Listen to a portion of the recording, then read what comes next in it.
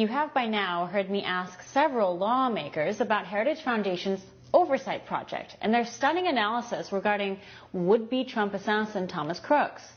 Oversight Project last week released an in-depth report, largely ignored by officials, where they uncovered the mobile ad data tracking several devices that frequently visited Thomas Crooks' home in Butler, Pennsylvania.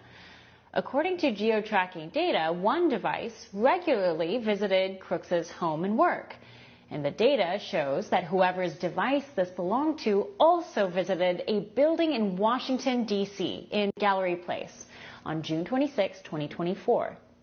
This is the same vicinity as D.C.'s Chinatown and an FBI office. And just to recap Thomas Crooks and why dozens of special operators and former intelligence operators are expressing grave doubts this kid acted alone. First, you have this gunman who was able to procure the perfect vantage point on Trump in the open. And while detected almost an hour earlier, there seems to have been a stand-down order from higher-ups. And at the very least, a total communication breakdown between all the people whose jobs it was to protect Trump.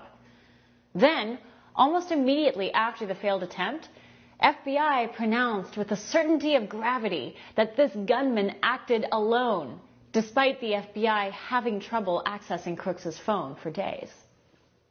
Turns out Crooks had two phones, and we learned later that one of the phones had 27 contacts on it and several encrypted apps. Then you had this odd detail upon entering Crooks' home. It was clean, like a medical lab, a detail Navy SEAL and Congressman Eli Crane points out. Crane doesn't go so far to finish his thought publicly, but he knows the fingerprints of a cleanup job when he sees one. Did you get any reports from any of your agents of anything fishy at the home? I was briefed on... Was there any silverware found in the home or trash? I have nothing in the briefing that I was given. Was it extremely clean, almost like a medical lab? Were you given any of those reports? I was not giving any of those details, sir. Okay, that's what I'm hearing. Interesting. We were also told Crooks had virtually no digital footprint. There are inklings here and there. He may have had an anti-Trump Gab account, and he maybe had some gamer accounts, but that's it. Of course, the FBI, the same agency that for the past 8 years has been going after Trump and his allies, is now trusted to investigate the circumstances around the assassination plot. Can they be trusted to reveal to us exactly whose device was visiting Crooks and hanging around an FBI office in D.C.?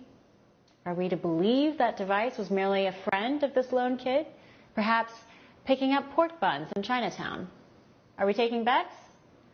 Here's FBI head Chris Wray rushing to establish a profile and picture of Thomas Crooks before Congress. And so one of the things that I can share here today that has not been shared yet is that we've just in the last couple of days found that from our review, to your point about devices, analysis of a laptop that the investigation ties to the shooter reveals that on July 6th, he did a Google search for, quote, how far away was Oswald from Kennedy? Wow. So glad the FBI could get into his Google search engine. Great work, boys. By the way, get a load of that body language. If your life depended on the correct guess, would you say that Ray was being totally transparent, or was he hiding something? Of course, big media, whose critical thinking brain has atrophied from years of disuse, is marching right along. The profile of Crooks is still blurry, and as bits and pieces of him come into focus, we are given a trite image, the profile of the kind of loners that our own government targets when they operate overseas.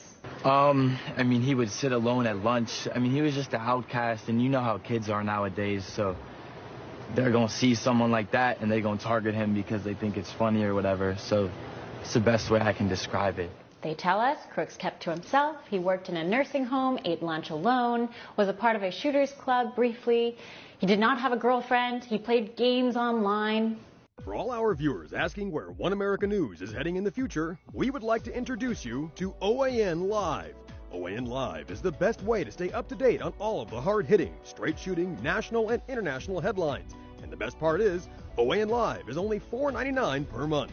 All the credible, honest, unbiased reporting One America News offers at a fraction of the cost of cable. Just go to OANN.com to easily sign up for OAN Live and stay informed.